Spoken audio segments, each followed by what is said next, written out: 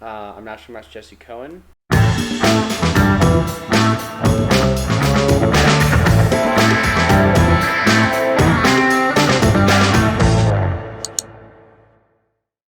For those who don't know what this tournament is all about, basically, um, back in the old days, like the old days, if you wanted to have a shot to challenge the world champion was able to set up their own rules on how you could challenge them. And usually the way it was you had to raise X amount of money and agree to X conditions of the match. Like if I'm the world champion, I'd be like, okay, if you want to challenge me, you've got to raise $1 million. We're going to play an 8-round match. It's going to be in London, and if there is a tie, then I retain my title, or whatever the whatever the conditions are.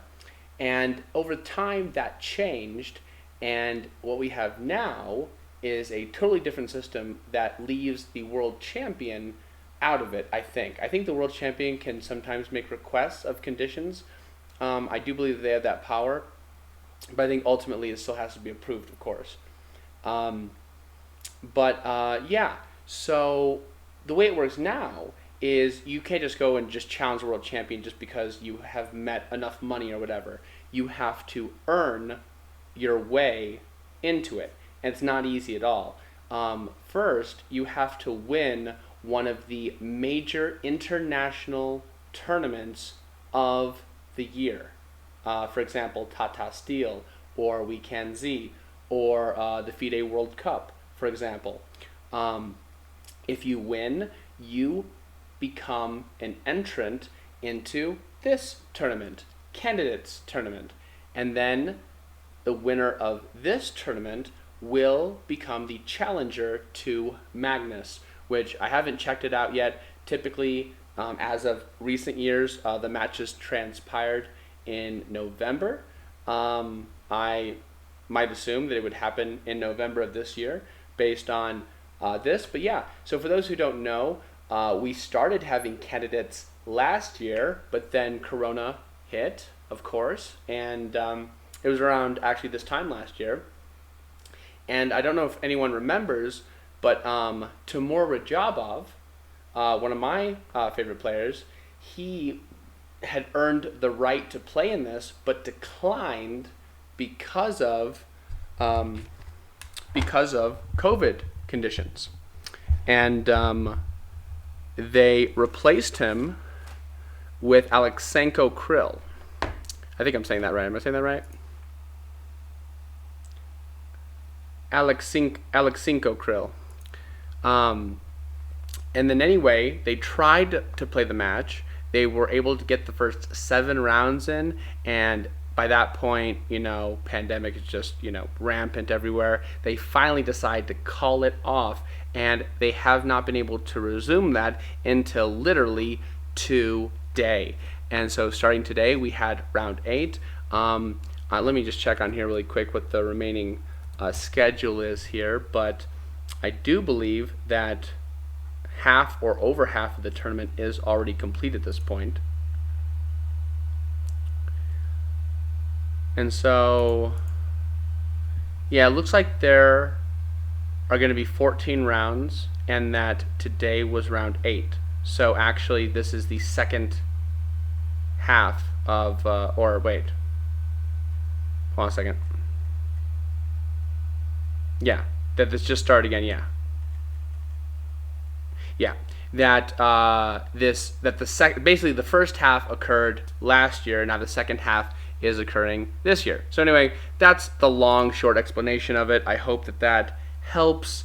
Anyway, I am just super excited. I've already kind of taken a little bit of a look at these games, but I definitely want to look at them a lot more now. So yeah, let's just dive in. So for this game, we have the last guy to be able to challenge the world champion, Fabiano Caruana from the United States, versus Maxime Vachier-Lagrave, otherwise known as MVL, I mean.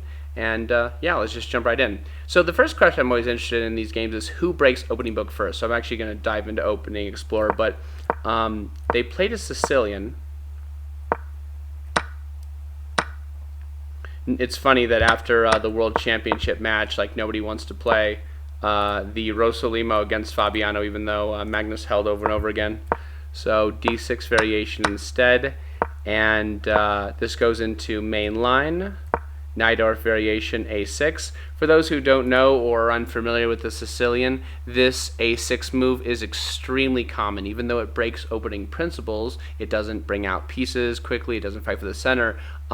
It's a very, very common idea for black to play the move a6 and b5 in the Sicilian for a variety of reasons. For gaining queenside space, for activating this bishop often, and for even sometimes tickling this knight, which is responsible for e4.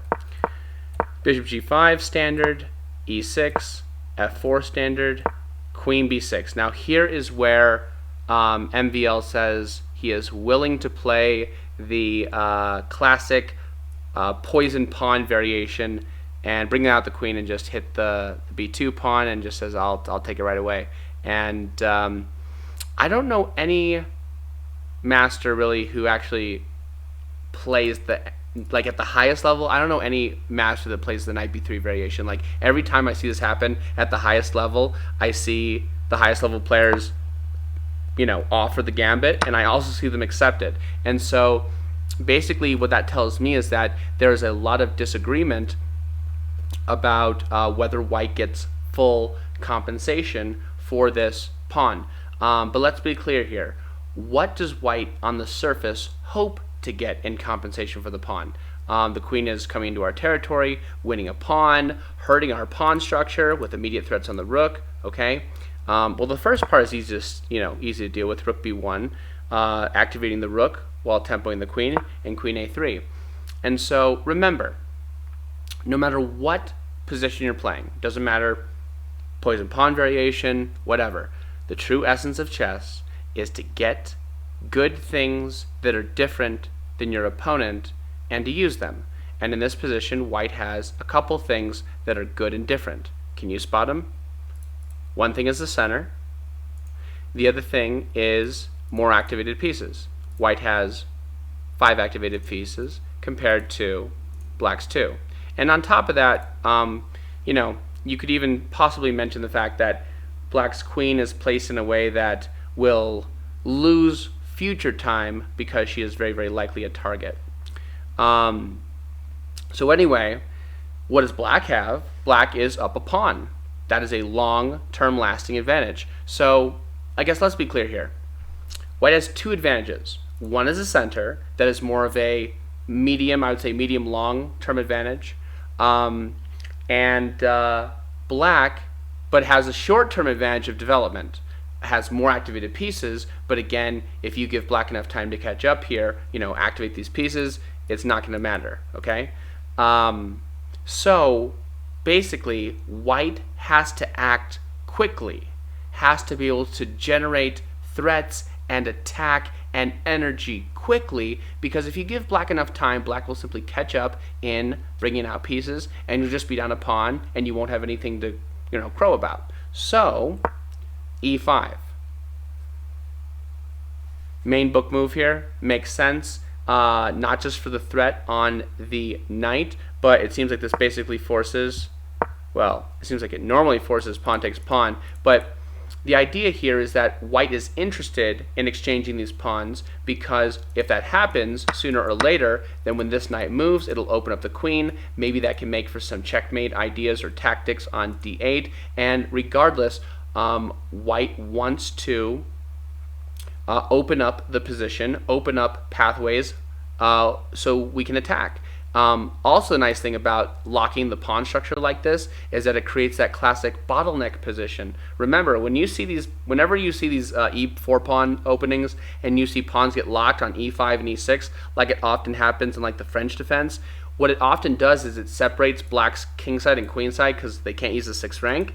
And what that often does is it can let wing attacks happen. So you could be surprised in this opening. White can have a variety of ways to attack. White can attack you in the center because of all these open lines, or white could also attack on the king side. If we castle kingside, we're going to get a half open file for our rook, and the separation is actually going to let it's going to make it very, very difficult for black's pieces to come over. Anyway, this is still opening book. Let's take a look here. MVL plays a less common move, but apparently a more drawn move, pawn to h6, and let's just kind of finish opening book. I want to see where these top players deviate. Book, book, second, book, book, book. It's shocking to me. I mean, I'm sure that all these masters have it all really, really worked out. But again, for those who don't know opening book here, and personally, I don't know all this theory. It might seem weird that white is doing nothing to guard this pawn.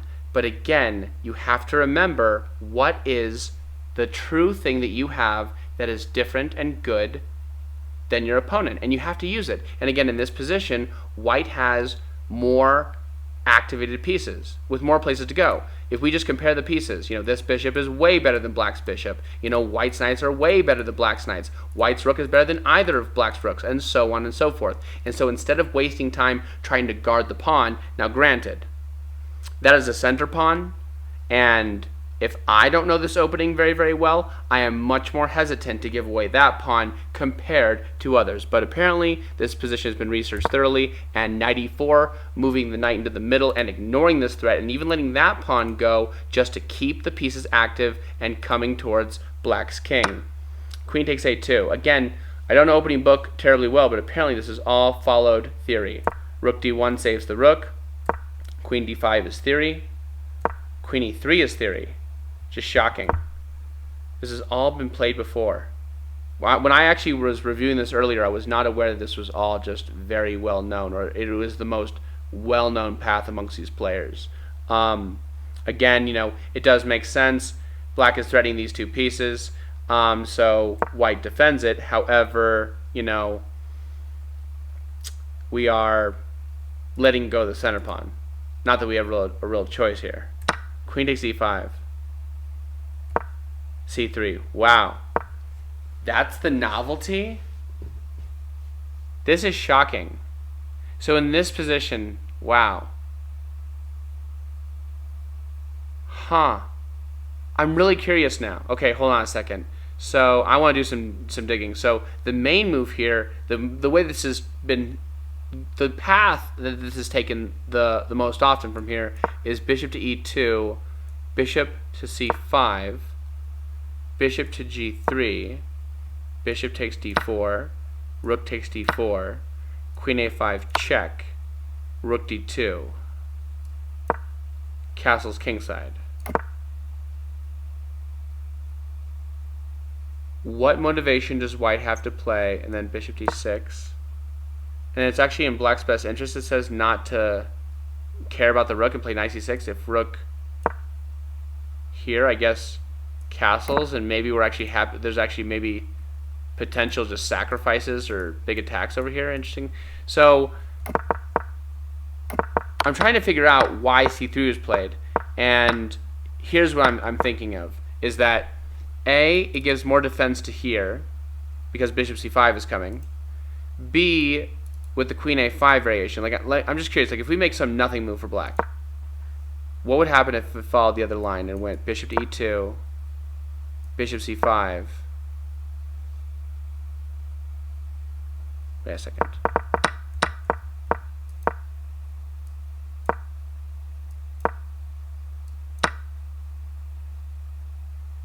Is that so it threatens to do the same thing, but this time, well, okay, we can't put the pawn a5 because that would actually take away queen a5. We'll play this move, and then here, and then here, and then here, and then if here, the idea is that this could be played because this would not be check, and therefore white would have time just to play like knight to d6 here, and then probably even just castle kingside and just let it all run for that. I mean, I don't think black can, I'm pretty positive black cannot take that and live. It's a really interesting move. Like, if you don't know the variation, which I don't, then c3 just seems like an oddball move. Like, in this position, white is down 3 pawns, okay? 3 pawns. That is a death sentence in most every chess game at a high level. And so if you're down 3 pawns, you would better have some serious compensation for it. And the compensation that white has is we have all these open pieces. All these pieces with lots of squares that they can move to. And so we should be trying to use them as fast as possible. This is just a move that does not focus on piece activity. It doesn't try to get our pieces better. It doesn't try to make, new pieces activated. It doesn't focus on our advantage at all. It's just like that one variation. So, okay, so from here, this is all just kind of like out the window now. So I'm kind of curious what happens. So bishop c5, he decides to default to the standard move. Bishop g3. Queen d5 is played because now there's not the queen a5 stuff. If they get in the other variation again, if they had played bishop takes d4. Vivi Shiko, hey, what's up, bud? Then yeah, that's that rook here because there's not the queen a5, because not check, which allows the knight d6 check, and just like it totally ruins black. Okay, so instead, this is the variation that's prepared. This must be all home preparation because where does this queen go? If she goes here, she's just getting, hit even more tempo. It's really, really ugly. And so queen to d5, and now bishop c4. This must be home prep.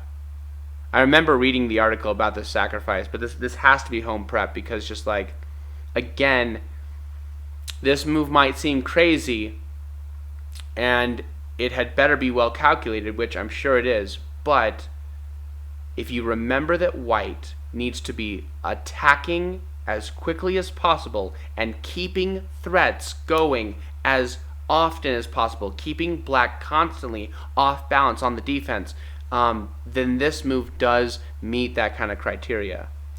And so here, bishop d6. Now this is a pretty sweet move just because, obviously we can't take the bishop. That'd just be ridiculous.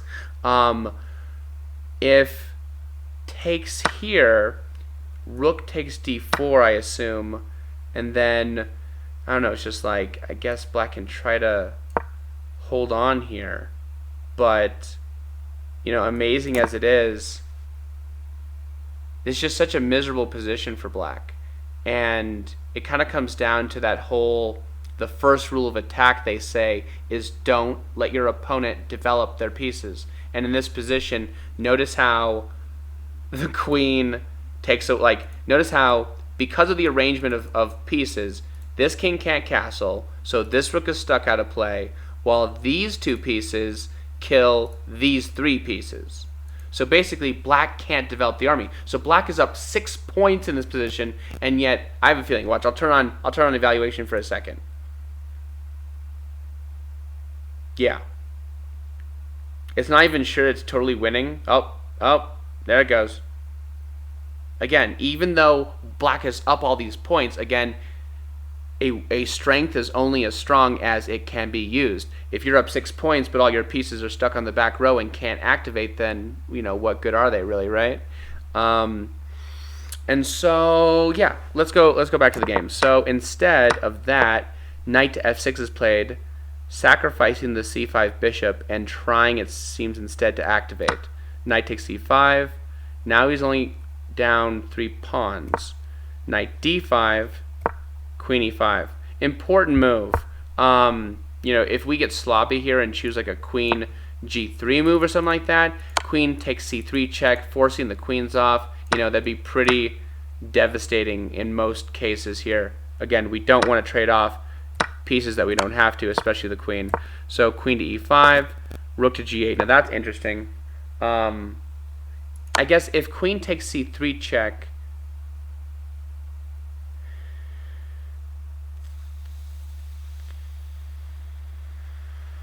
king f2. Now that's a threat. And what would happen if they played this move now? Because they just tried a second ago. Is there something with this lineup?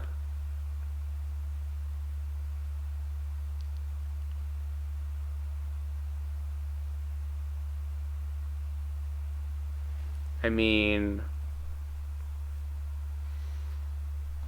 it could just be, it literally could just be this.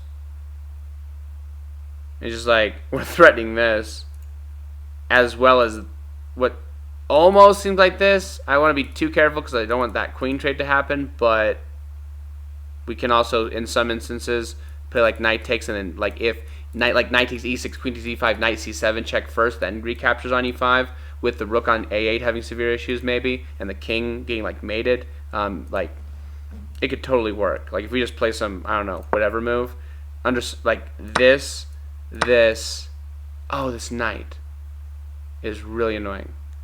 But still, here. There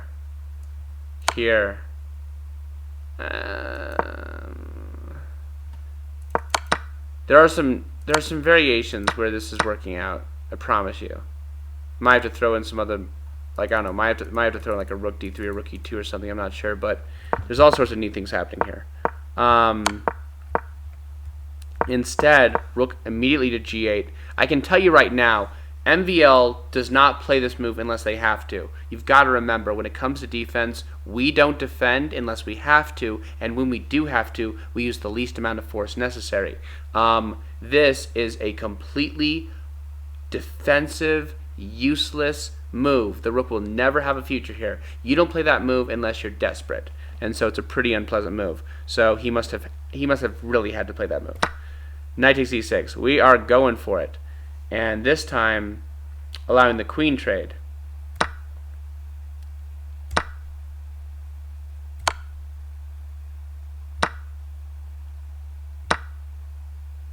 Check, of course. It's a cute move. It's a really cute move. It's ridiculous. Like, we are down 5 points in this position, kind of. I mean, we're threatening to get it back immediately. We're threatening to get back to the 3, and we also have interest in maybe playing like rook f1 check or castle queen kingside check. And surprisingly, this king is not. It's not that safe. Like, if you just play some whatever move, like if you actually play like rook a7, just flat out save the rook, then after castle's kingside check, king to g6. I don't know. Black's got to be careful here. Black's definitely got to be careful here. There's no doubt. In the game, he played knight e4 instead, giving back the rook in full.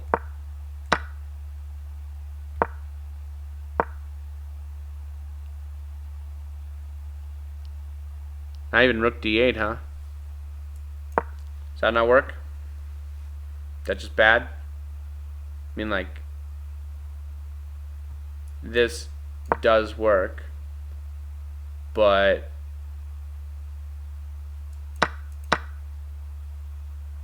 is this so fantastic? Maybe it is. Maybe it's really that great. Maybe it's really that great. All right. So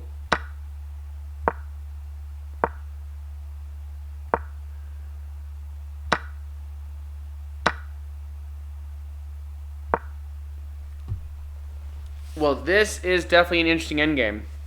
And I don't know if you're still watching VV Schneek, but no, this is super interesting. Like, I wonder if he actually had any of this prepared. Like I don't know how you evaluate this position.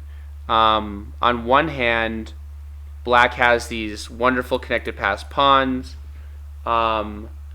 However, with 2 rooks on the board, Black's king doesn't actually feel that safe. And if White's rooks can get down there, you know, White can start creating a ton of damage between winning at least one of these pawns or g7. The g7 and h6 pawns are easily targeted by White. The bishop is superior to the knights in a position like this because there's pawns on both sides of the board. So this bishop can, for example, by being on b2, it can help assist in kingside attacking, while also help in the slowing down of these advancing pawns.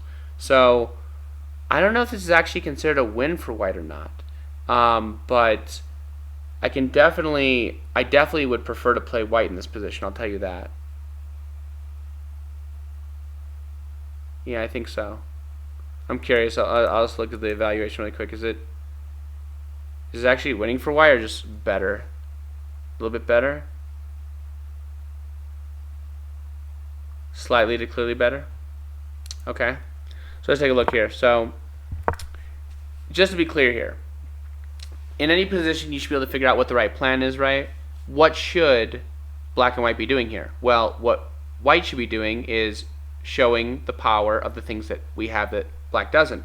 White should be showing the power of this bishop and the rook because white has 2 rooks, black has 1, and white has a bishop. So in order to do this, again, I think that positioning this bishop on b2 for the most part, targeting g7 as a main target, and again showing these power of these rooks. And I think the best way to show it is if we can somehow get down to the 7th rank and actually start to target and get behind these pawns and yada yada yada.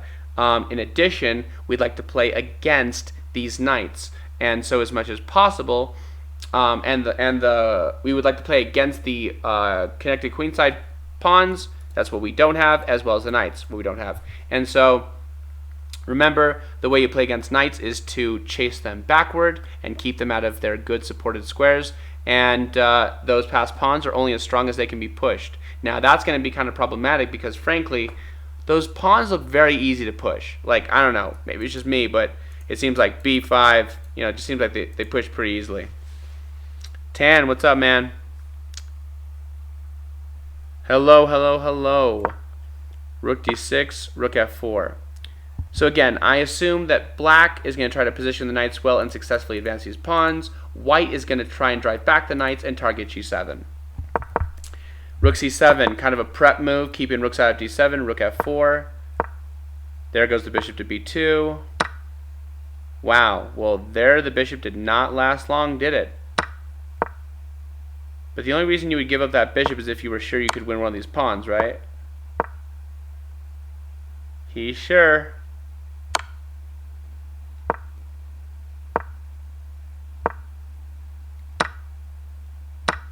Well, now there falls a pawn because the rook and we're threatening here as well as here. Rook's h7 winning the b7 pawn. Is this winning at this point? Yep. I'm not really sure what the point of no return was, but again, like, there's some really cool stuff. It takes a lot of guts to give up the bishop when you know it's better in this endgame. Just to weaken the pawn structure on the king side. h4 is definitely a very interesting move that I was surprised by. The whole rook g5 stuff also pretty surprising, but it all works out in his favor. And then, ouch. So that trades off. It also takes some guts here as well because realistically white's only up 1 pawn. It seems like this pawn should survive, but if I remember this correctly, that pawn does not live long.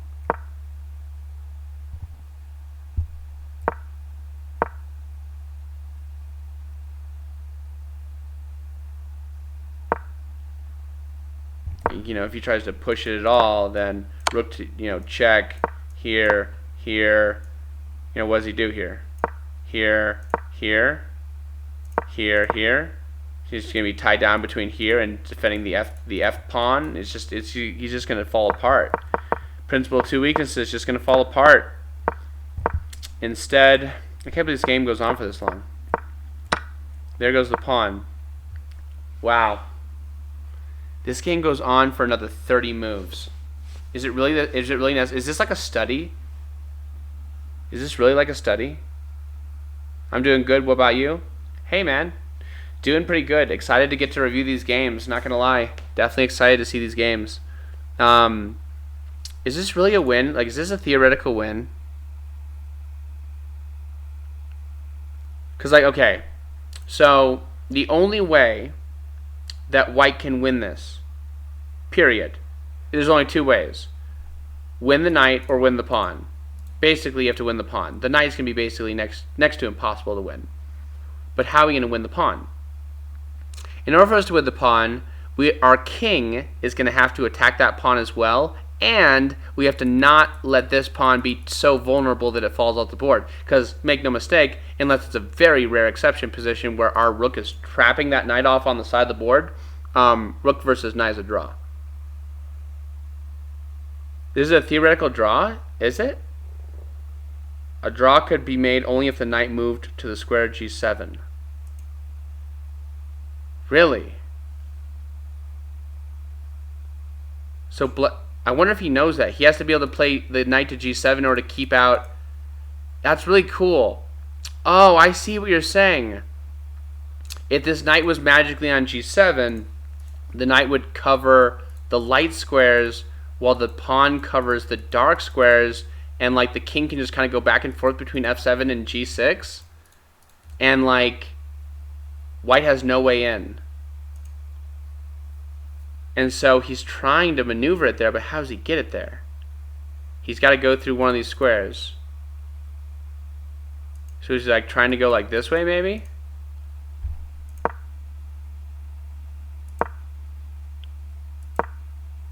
So he stops it. They both somehow... It's amazing how they... Wait, doesn't he get it there? Wait, he gets it there. Wait, didn't he just succeed? Did he not just succeed?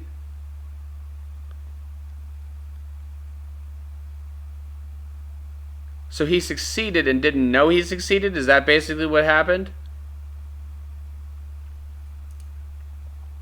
It's just a draw?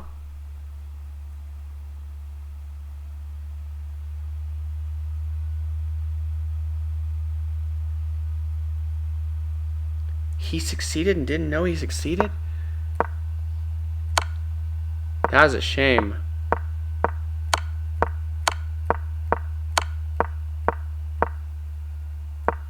He's trying, like, he's using the knight to try, and like he's trying to do similar things. The knight is covering the dark square, the light squares, while the pawn's covering the dark squares, but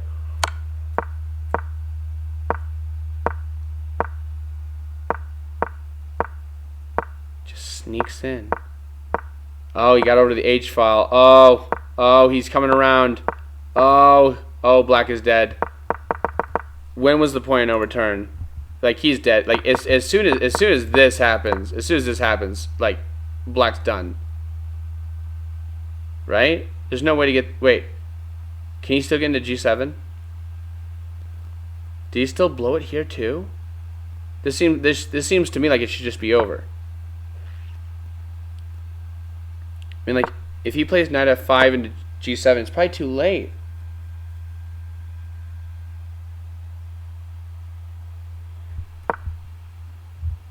He doesn't think it's losing yet?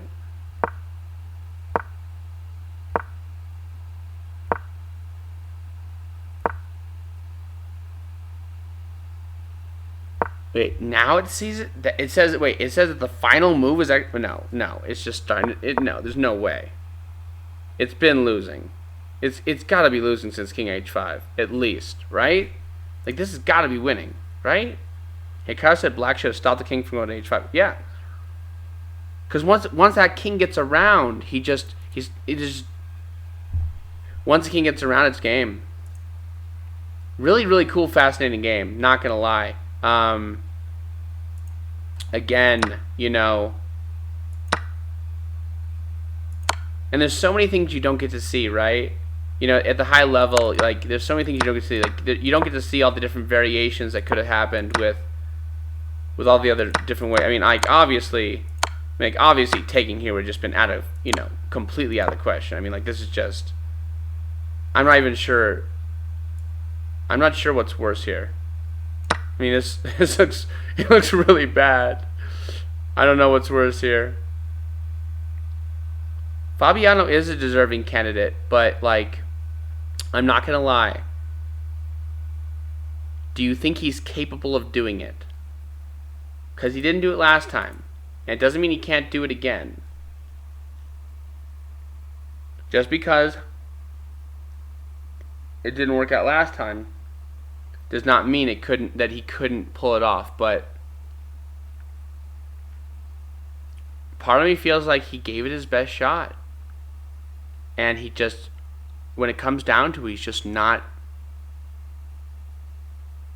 he didn't have what it took. Doesn't mean it couldn't happen again, but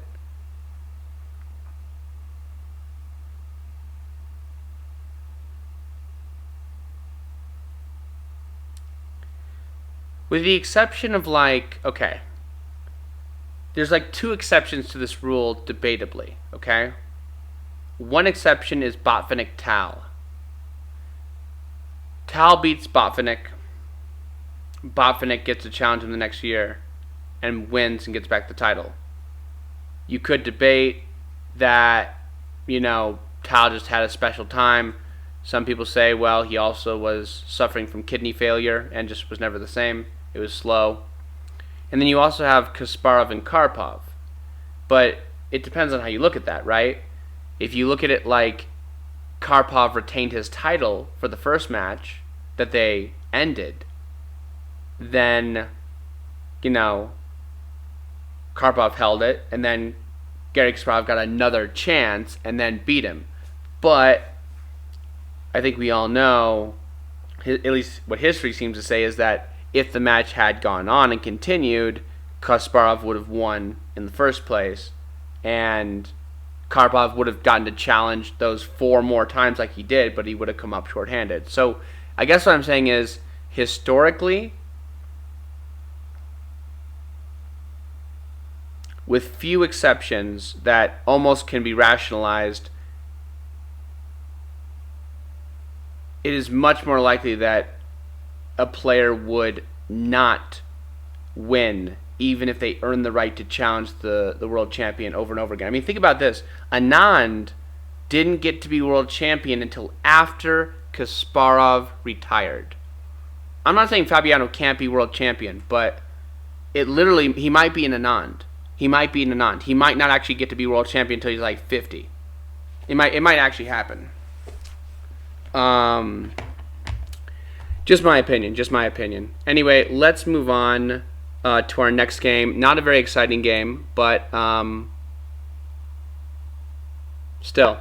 In this game, we've got Hao Wang versus Liren Ding. Now, I'm going to be honest with everyone. It's kind of over. It's kind of like it just doesn't work. But I was cheering for Ling. For Ding. I was cheering because I was talking to my good buddy, National Master Brian Wall, and he said that Liren Ding has the best match. I don't know if this is true. I haven't confirmed it myself fully, but he said that Liren Ding has the best match record of any of these other players. And it's important to note this because what most people don't understand is that it is much different. Much different comparing for a tournament, comparing for when competing for a match. When you are preparing to play the same person 8 times in a row, it's a much different approach than playing in a tournament where that's just what I'm told. And so, based on that, but yeah, he's having a not very great tournament, so I don't think it's going to happen. Anyway, here we go with this. Let's see what's happening here. Deserving and capable are 2 different things. Fabiano made a very strange move, h5 here, or h4 by pawn. I think he should be the next world champion. I said next, not like this year. Magnus wouldn't make strange moves like Fabiano. You're right, but Kasparov was a legend. It's better not to watch the Chinese. It's just a draw by conspiracy. No, I gotta look at it. Scotch.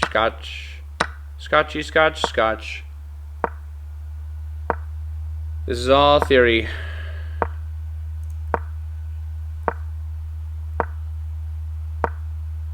That is rare. So typically the way this is played is g3, bishop g7, bishop b2, castles kingside, bishop g2, rook a e8, castles kingside, take, here, and here. And this is like the end of book, and yeah. It's this weird endgame, and personally, I'm willing to go into this endgame as black. The reason I know this so well is that I play the black side of this. Because black gets 2 connected, gets the 2 pawns and the rook, and frankly, I think rook, I don't know, I personally think black is superior in this.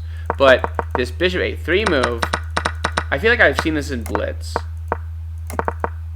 Like seriously, like this is like a Blitz move. And Liren reacts correctly knight b4. Bishop back to b2. What is the point of this? Like, seriously, what is the point of this?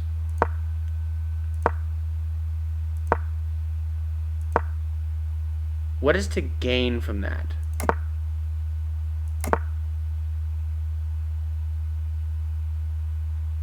Okay. So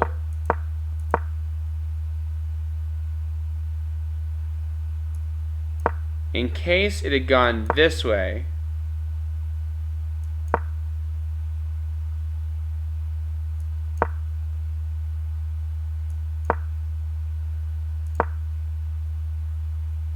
I guess there's this variation. I'm trying to figure out what the point of this little transition is. Like, it just doesn't make sense. Because it just like does this little dance, and it kind of gets the same position. Castle queenside. I will say castle queenside is definitely more rare. So at this point, we're basically just basically in novelty territory, and the first novelty here has been played before. Who played this before? It's been played all this year, and they've all been draws. No, sorry, not this year, in the last 2 years. My bad. Okay. So they're just following this. Wait. So they're just following this drawn pathway? Is that basically it?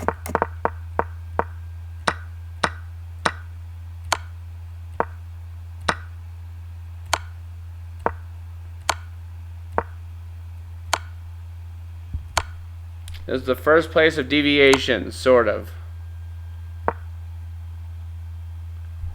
It's the first deviation. Is it actually a blunder? Nope. It's prepared. Because of this move.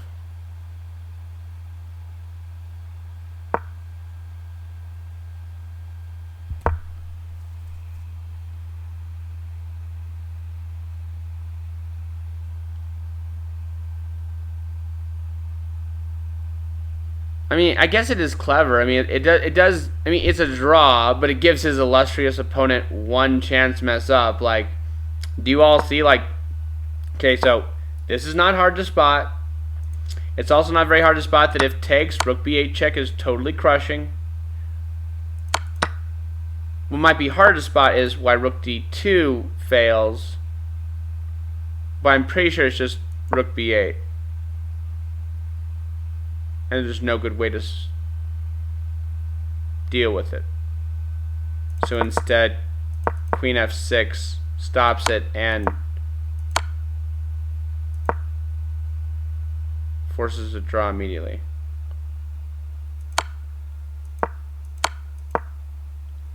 Is this so bad? Am I getting too greedy at this point? Probably. I mean, I guess if nothing else, queen to a2 check, and if I actually do run here, I'd be running into rook takes. It'd be the most embarrassing mate ever. Like, I walk my sorry butt over here where I get checkmated. Yeah, it'd just be totally embarrassing. Anyway, okay. So yeah, you're right. This is not very interesting. I mean, if you've never seen this before, I think it's a neat line just to look at. But it's clear that these players, A, had already seen this before. Ding tried to throw out a little bit of something that was, you know, not very hard for his opponent to solve, honestly. But it was probably the only shot left. So, moving on. Then we have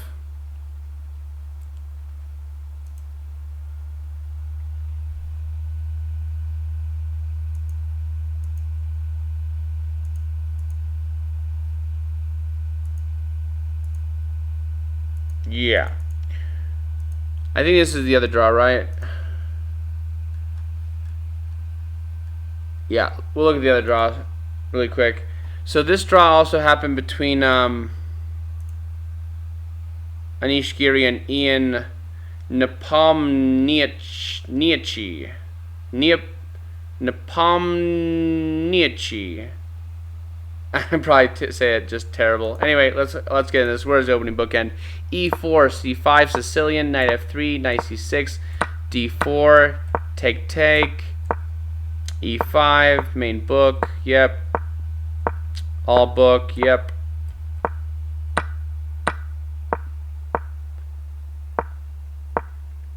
Standard. G3 is a little bit less standard, but it's standard. Here, standard, not standard. Basically, new idea. We're gonna play once before, I guess. Now it's novelty. Okay.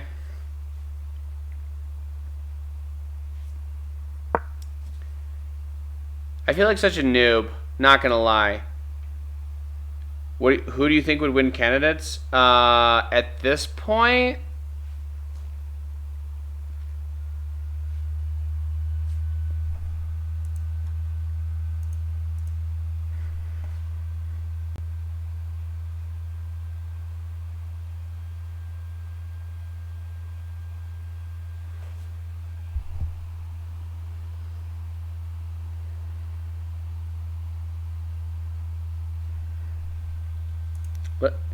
let's see who Ian's up against. Hold on. He's black against Grischuk. He gets white against Caruana. That's great news for him. He gets white against MVL. That's great news for him. Actually, Nepo probably has a really good shot. Not only is he in first place, but his biggest matchups are going to be against, I mean, don't get me wrong, they are all huge matchups. These are all the biggest players in the world. But his hardest matchups are going to be against Caruana and against MVL at this point. And he gets to be white against both of them. Both of them. Again, statistically speaking, Nepo... Well, actually, let me see with Caruana, though. Caruana plays Giri, which I think should be a win for him. He plays Wang Hao's black. He actually could win that one as well. Grischuk. Caruana is just a beast, though. Like, there's no doubt Caruana could definitely win this.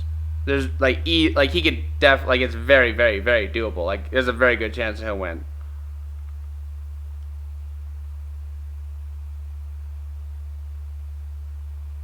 It will really come down to what happens between Nepo and Caruana. It's going to be, I'll just say that. It's going to be round 11, which is Friday, April 23rd. This Friday. If you're not paying attention to candidates, pay attention this Friday, because Friday matters. Hey, thank you. Which country are you NM of? I am NM of United States. Let's get back to the games. So, in this position, Ian plays Queen D3, his novelty. So, let's just kind of break down this position for just a second. I feel like a noob right now, but I instantly want to play B4. I know it's probably noobish. I'm sure there's things I don't understand about this, but I instantly want to do that. And it's because it just fixes that beautiful target here. But it also makes it harder to mobilize these and create a passed pawn. And I get that. So he opts instead not to. So basically in this position, even though white has a nice, even though black has a lead in development, the center is rather locked. And so there's no quick way to the king. And black often wants to play f5, which is kind of this catch-22 move, because it really activates the pieces and opens up the position for the bishops, but it also really weakens the light squares. Knight e7, standard. Knight e3, take, course. Yep. Can't let black play d5, that's for sure.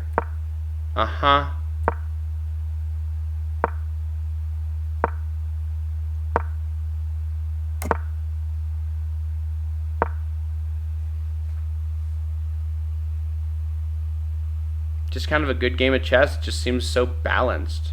Like, I don't know what to say. Like, it's like both sides have some good stuff going, and both sides are also being held back pretty well by the other side.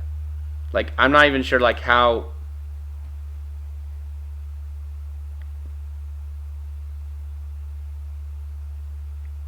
White has pressure against d6, but it's really hard to increase that pressure anymore, and there's no way that it seems like we can increase it in a way that black can't handle it. We have this queenside pawn majority, but between this and this, just like this isn't going anywhere. I mean, it seems like I almost want to go for a king side because of black's piece placement on the queen side, but f4 is just a really. I'm not gonna lie. Part of me wants to turn this into somewhat of like a KIA. I want to play like h5 and.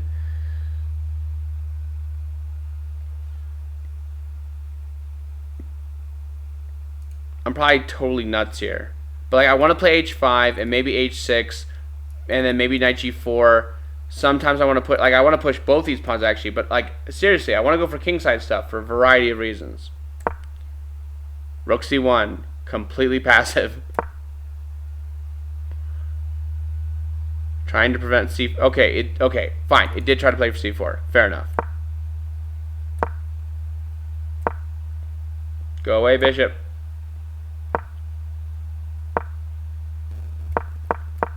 Oh, well, that's exciting. Is this really okay? Fine. I'm just curious. Is it just nothing better than this? Like, okay, like if I go back here, if I say, okay, you know, who cares about that idea? Like, here, I'm just curious.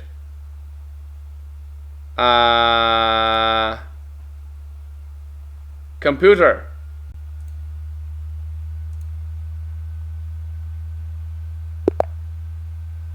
No. Not what I'm going for. What I'm going for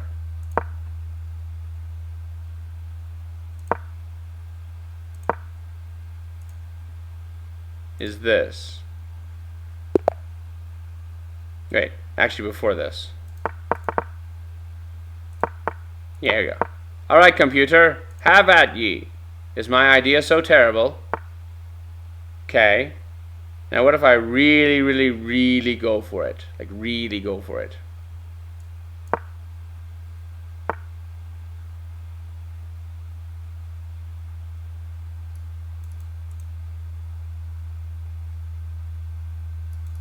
That's annoying. That's really annoying.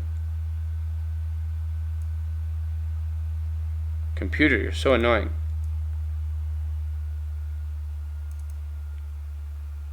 That's really annoying.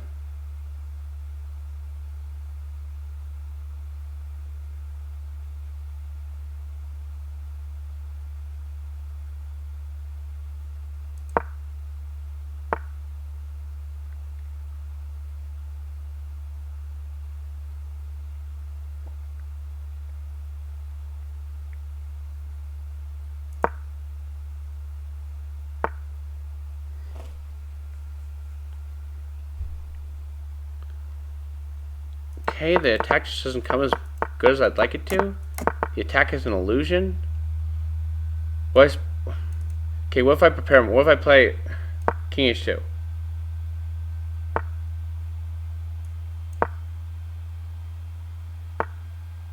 He finally does it.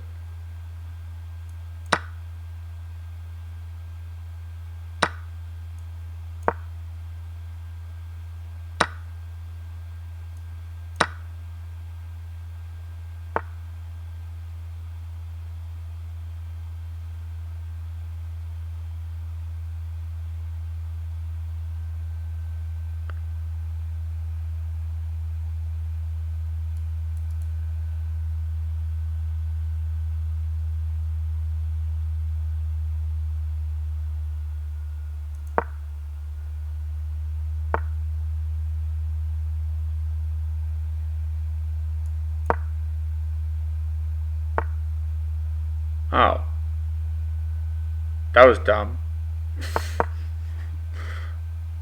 Not through this.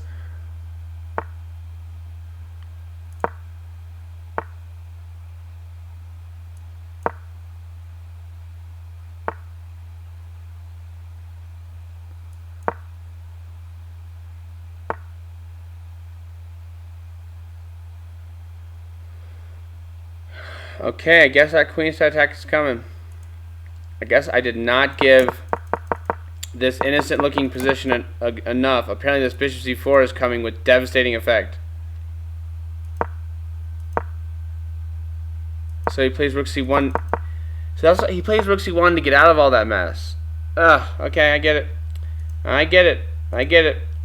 Alright, time for our last game. The other win of the day, so definitely the more exciting game to look at. This is our game against, with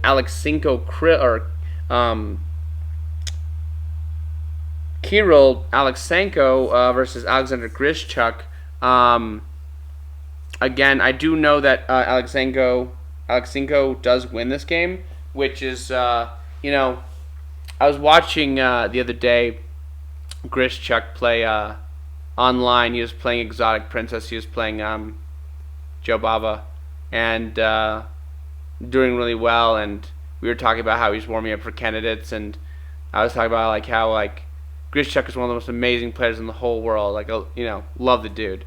But for some reason, he's one of those dudes that just not do well at candidates.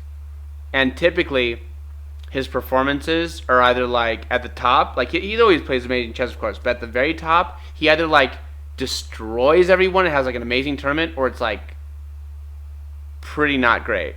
It seems like he doesn't. He very, very, very rarely finishes in the middle of the pack. It's either really good or really bad. So French defense.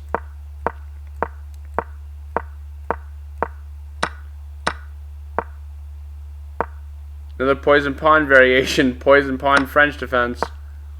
Now this is all opening book, I believe. It's bishop e5 here, right? Yep, this has all been seen.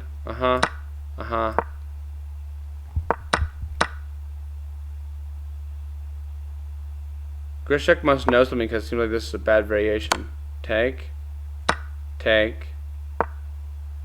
Now, I remember seeing this move in the game and wondering why. What's the point of rook b3 instead of just taking on b7? And the answer is that black has two choices. If queen to a5, then bishop e6 wins the queen immediately, and that's pretty sad. And if queen to e7, which is what happened in the game, then rook takes b7. It's well, why'd you play that move? I played the move because it forced that move to happen, which makes black's life harder. And I'm actually surprised.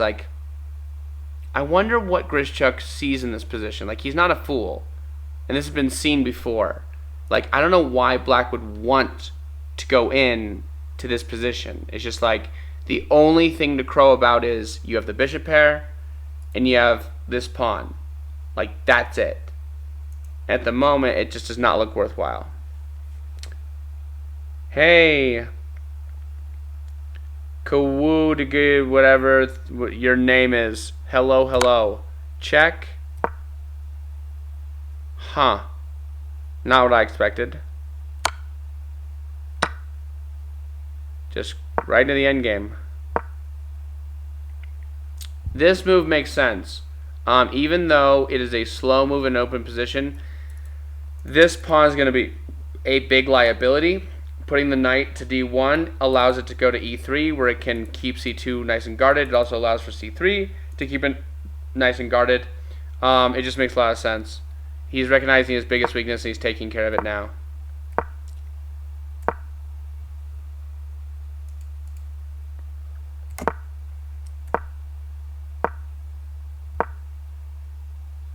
Getting rid of his weakness while I can.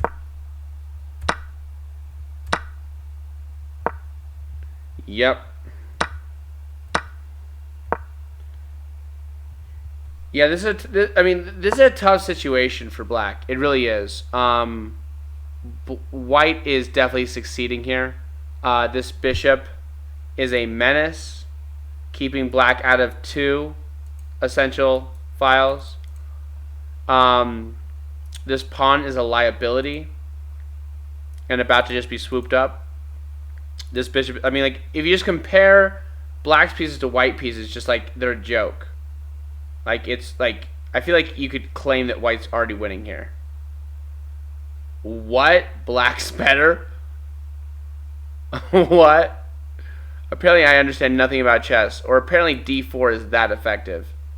I didn't think it was that effective, but I mean, is it really that good? It must be like the only move. I guess seriously, it must be the only move in the position. Because it opens up the bishop and advances the pass pawn. It literally does the only things that black has in this position that white doesn't is the pass pawn on d5 and the light square bishop. So this move literally helps both of them out. So makes a ton of sense, right? Now f5, d3. It's amazing how gutsy that is. It looks like it's just gonna die, but I mean, I guess bishop e5 can happen. King e3 makes sense. Bishop e5 makes sense. King e4 makes sense.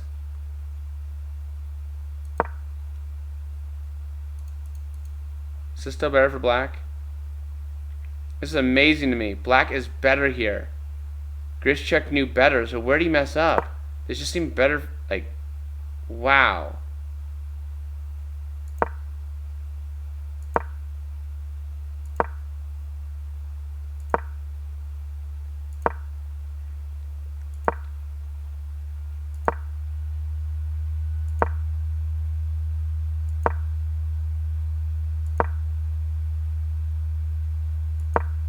Black's just better.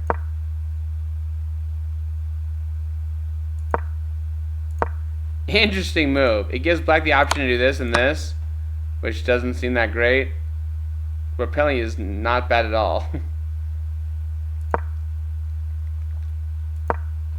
Never mind. What does it want? Oh, this? Okay.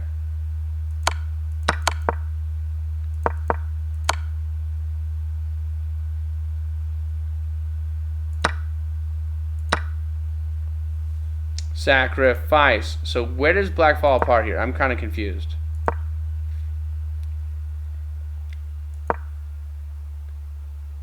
I mean, I understand the sacrifice. So okay, so in this position, just like in any other position, we need to figure out what do we have that's different and make it as good as we can. What we have in this position is we have a knight, a dark square bishop, and a pawn. And they have this that's different. Like, that's like literally what I'm highlighting. Like, these are what's the things that are different. And so trying to get this knight up the board, trying to push this pawn makes a lot of sense.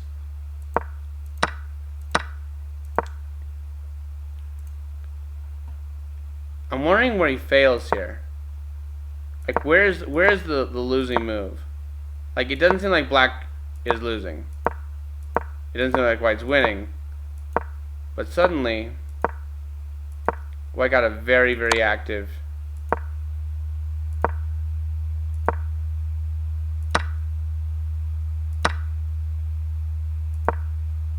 Where's the losing move?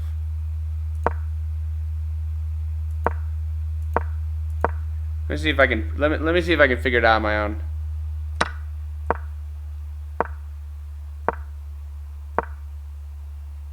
Like, to me, I feel like this is already losing. And it might be. That's the losing move?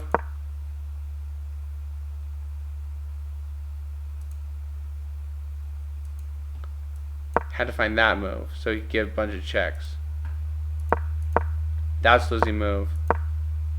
Because now the rooks are tied to each other.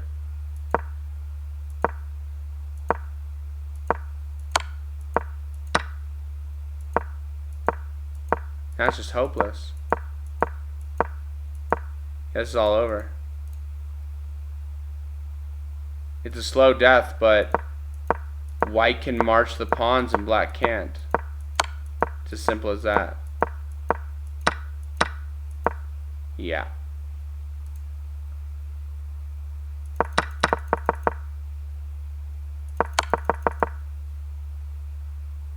It was sweet. It was definitely sweet. I think it's really, really interesting to note that this is the... Wait, where is it?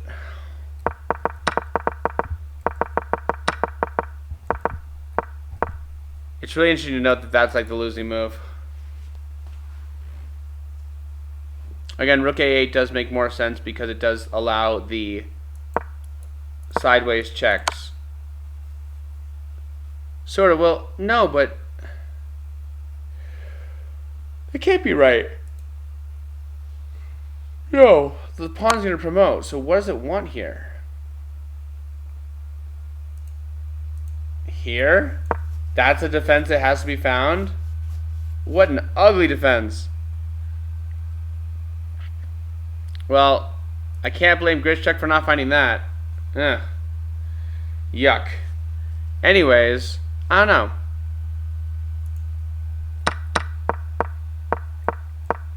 I love seeing the high-level chess. I love that even at this level, even at the highest of level, you have to play without fear.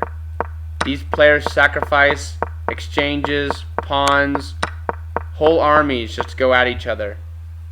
Even at the highest of level with everything on the line, they put it all out there, and it is just like, you gotta love candidates. Like in my opinion, candidates is the best tournament of the year, period, because you've got players that have all the motivation in the world to win every game, and so you get a ton of exciting chess. Anyways, this has gone on pretty long. I really hope that you gained something out of this. Again, just to answer some questions, I do think Nepo statistically has the best chance of winning it, but Caruana still has a great chance. And then on that note, I think Caruana still is still even after everything better equipped to have a chance against Magnus compared to Nepo, unfortunately. So I'll be curious. I'll be really curious to see what happens. But yeah, the only other announcements I have, by the way, just in case you're wondering, is we have one more tournament coming up. It is May 29. And yeah, you're not going to want to miss it. We give away a ton of awesome prizes as well as 80% of the prize fund. So I think like first place last time was like $230, and so pretty good stuff. The other thing to keep in mind as well is remember, I've been dropping a lot of videos on YouTube. If you have not had a chance to get over to YouTube and check out the channel, you should. There's a ton of great content on there, and I cannot wait for this Thursday at 7:15 p.m. Denver time. I'm going to be dropping my extremely short chess film to premiere with all of you. I cannot say enough how excited I am to do this. It's my hope that people get excited enough about this that, you know, some big streamer like Hikaru or someone or Gotham is willing to do like a reaction video or take a look at it themselves, and then it can get more attention, and if it gets enough attention, maybe make some more chess productions. I'd love to do kind of a homage chess TV series to Queen's Gambit, but it would definitely take more people getting interested. I would need more financial backers, more people I could work with and collaborate with to make something of that magnitude actually happen, but I totally think it's doable. Anyway, that's enough about that.